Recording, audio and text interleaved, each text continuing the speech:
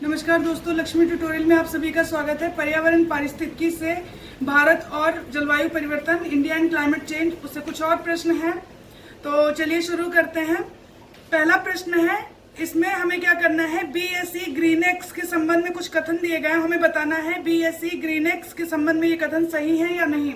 तो पहला कथन है, ग्रीनएक्स में बीएसई के 100 में से उन शीर्ष 20 कंपनियों के शेयर सम्मिलित हैं जो ऊर्जा सहायता नियमों का पालन करते हैं। तो ये जो ग्रीनएक्स है, इसमें क्या है, बीएसई के 100 में से जो 20 कंपनियां हैं उसके शेयर ही सम्मिलित होते हैं। और ऐसी कंपनियां, वो 20 कंपनियां जो हैं वो ऊर्जा सहायता नियमों का पालन करती हैं, वही कंपनियां इसमें शामिल होती हैं, उन्हीं कंपनियों के शेयर। तो पहला कथन ये है। दूसरा है, इस इंडेक्स के प्रमुख घटक आईसीआईसीआई बैंक और एसबीआई, एचडीएफसी, सन फार्मा एवं भेल है। इस इंडेक्स के प्रमुख घटक जो है वो आईसीआई बैंक है, एसबीआई है, एचडीएफसी है और सन फार्मा और भेल है।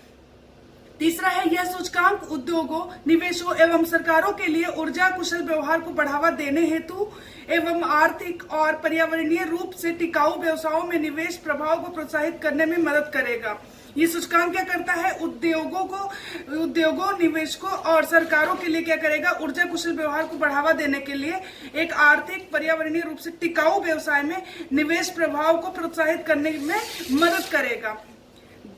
चौथा कथन है, ये निवेशकों को संबंधित शुल्क बचतों के लाभ उठाने की अनुमति नहीं देते हैं। ये कह रहा है कि जो निवेशक होते हैं वो जो संबंधित शुल्क बचत होता है उसके लाभ उठाने की अनुमति नहीं देते हैं। ये सभी कथन हमें बताना है कौन से कथन सही हैं।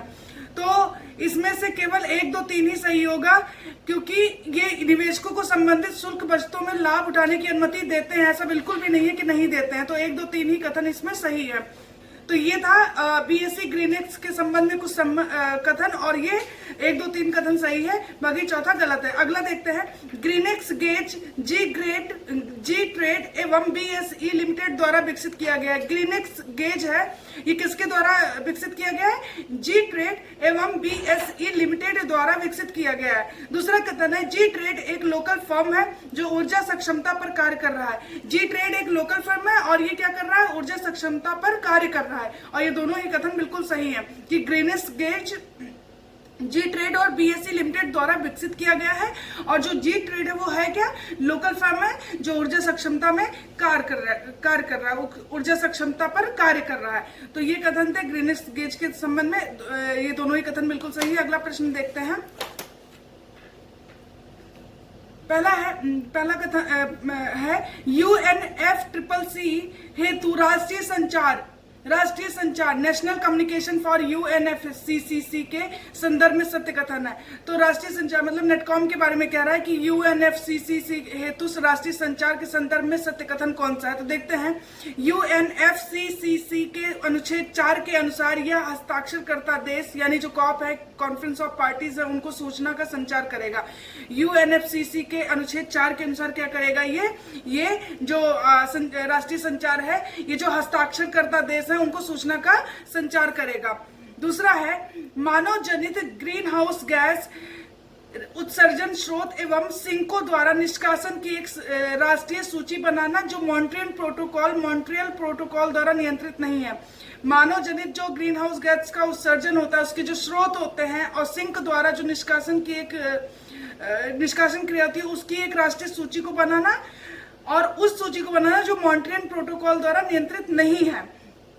तीसरा है, कॉप द्वारा कॉन्फ्रेंस ऑफ पार्टीज द्वारा प्रोत्साहित एवं स्वीकृत तुलीय तरीकों का उपयोग करते हुए इसे तैयार करना तथा कन्वेंशन के क्रियान्वयन हेतु पार्टी द्वारा उठाए गए कदमों एवं परिकल्पित कार्यों का एक सामान्य विवरण देना।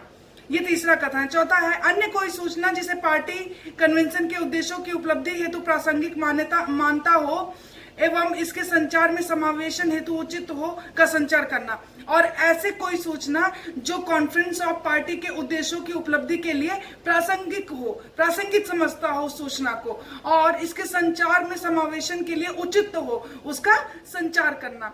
तो UNFCCC के जो राष्ट्रीय संचार है उसके संदर्भ में ये सभी कथन थे, और ये सभी कथन बिल्कुल सही हैं कि UNFCCC के अनुच्छेद 4 के अनुसार ये हस्ताक्षरकर्ता देश को सूचना का संचार करेगा।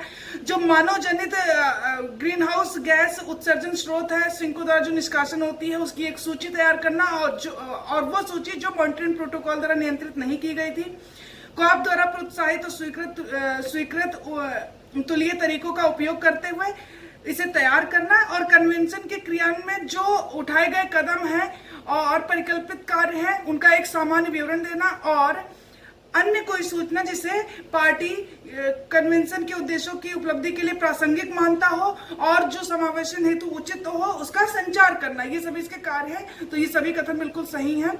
अगले प्रश्न पे आते हैं।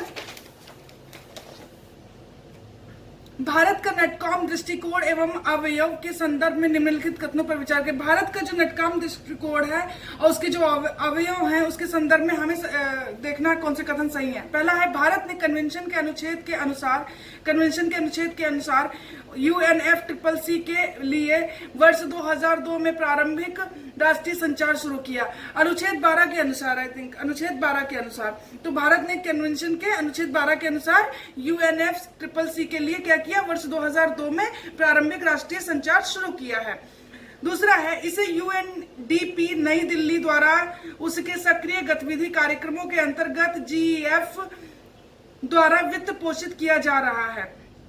तो इसे वित्त पोषित किसके द्वारा किया जा रहा है? GEF द्वारा वित्त पोषित किया जा रहा है, UNDP नई दिल्ली द्वारा उसके सक्रिय गतिविधि कार्यक्रमों के अंतर्गत। तीसरा है, मानव जनित स्रोतों को ग्रीन हाउस गैस की विस्तृत सूची तैयार करने हेतु इनके अनुमानों की अनिश्चितता में कमी एवं जलवायु परिवर्तन के कारण सुभेद्यता मूल्यांकन और अनुकूलन हेतु व्यापक वैज्ञानिक एवं प्रौद्योगिकी अभ्यासों पर विचार करता है। ये इसका कार्य है।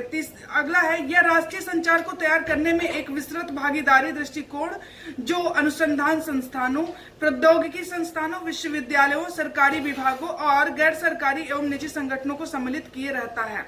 तो ये जो राष्ट्रीय संचार है इसे तैयार करने में एक विस्तृत भागीदारी किसकी होती है? दृष्टिकोण अनुसंधान संस्थान जो होते हैं, प्रौद्योगिकी संस्थान, विश्वविद्यालय, सरकारी विभाग, गैर सरकारी जो NGOs वगैरह होती हैं, निजी संगठन, और ये सब सम्मिलित किए रहता है। तो ये सभी कथन थे और ये सभी कथन बिल्कुल सही हैं। इंपॉर्टेंट ध्यान रखिएगा कि भारत ने इसे स्टार्ट कब किया था? 2002 में प्रारंभिक राष्ट्रीय संचार को शुरू किया इसने अनुच्छेद 12 के अनुसार, और इसे UNDP नई दिल्ली द्वारा उसकी सक्रिय गतिविधि कार्यक्रमों के अंतर्गत इसे GEF द्वारा वित्त पोषित भी किया गया है। ग्रीन हाउस गैस की विस्तृत सूची तैयार करना, अनुमानों की अनिश्चितता में कमी लाना, जलवायु परिवर्तन के कारण सुभेद्यता और मूल्यांकन अनुकूलन के लिए एक व्यापक वैज्ञानिक प्रौद्योगिकी अभ्यासों पर विचार करना, राष्ट्रीय संचार को तैयार करने में एक विस्तृत भागीदारी जो कि अनुसंधान संस्थान जो है और प्रौद्योगिकी संस्थान, विश्वविद्यालय, सरकारी विभाग, गैर सरकारी और निजी संगठनों को सम्मिलित किया रहता है। तो ये सभी किसके संदर्भ में थे? भारत का जो नेटकॉम है उसके संदर्भ में ये सभी कथन थे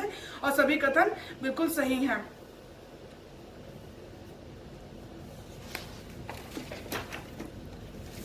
अगला प्रश्न है, नेटकॉम को तैयार करने के दृष्टिकोण में योजना प्रक्रिया के विकास के उद्देश्यों में शामिल है। जो नेटकॉम को तैयार करने में जो दृष्टिकोण है उसकी जो योजना प्रक्रिया है उसके विकास के उद्देश्यों में कौन कौन से उद्देश्य शामिल हैं? देखते हैं। 1994 के लिए ग्रीन हाउस गैस की व्यापक विस्तृत सूची का विकास तथा 1994 आधार वर्ष हेतु व्यापक विस्तृत सूची का विकास एवं इसके विश्वसनीयता में सुधार करना, ये पहला कथन है। दूसरा है, कन्वेंशन के क्रियान्वयन हेतु उठाए जाने वाले कदमों की पहचान करना। कन्वेंशन के क्रियान्वयन हेतु जो उठाए जाने वाले कदम हैं उनकी पहचान करना। तीसरा है, सलाहकारी सम्मेलन और योजना एवं प्रशिक्षण कार्यशाला जैसी संस्थानों और एजेंसियों द्वारा क्षमता निर्माण एवं प्रसार करना। चौथा है, विशिष्ट जरूरतों पर सूचना के लिए प्रस्तुतिकरण हेतु सुभेद्यता एवं अनुकूलन मूल्यांकन। तो ये सभी कथन है और नेटकॉम को तैयार करने का जो दृष्टिकोण है और जो योजना प्रक्रिया के विकास के लिए जो उद्देश्य हैं, ये सभी उसके उद्देश्य हैं कि 1994 के लिए ये ग्रीन हाउस गैस की एक व्यापक विस्तृत सूची का विकास करना और आधार वर्ष भी इसका 1994 ही है। उसके लिए क्या करना? व्यापक विस्तृत सूची का विकास और उसमें विश्वसनीयता में सुधार करना। कन्वेंशन के क्रियान्वयन के लिए उठाए जाने वाले कदमों की पहचान करना, सलाहकारी सम्मेलन और योजना एवं प्रशिक्षण कार्यशाला जैसी जो संस्थान और एजेंसियां उनके द्वारा क्षमता निर्माण और उनका प्रसार करना, और विशिष्ट जरूरतों पर सूचना के लिए प्रस्तुतिकरण हेतु सुवेज्यता एवं अनुकूलन का मूल्यांकन करना। तो ये सभी इसके उद्देश्यों में शामिल है। तो ये था नेटकॉम को तैयार करने का जो दृष्टिकोण था और उसकी योजना प्रक्रिया में जो विकास करना था, उसके जो उद्देश्य थे योजना प्रक्रिया के, तो वो सभी ये थे और हमने देख लिया। आज ही चैप्टर कंप्लीट हो गया, भारत एवं जलवायु परिवर्तन। कल से मैं नया चैप्टर लाऊंगी। आज के लिए इतना ही। Thank you so much. अगर आपको वीडियो अच्छा लगता है तो प्लीज लाइक और सब्सक्राइब करें। Thank you.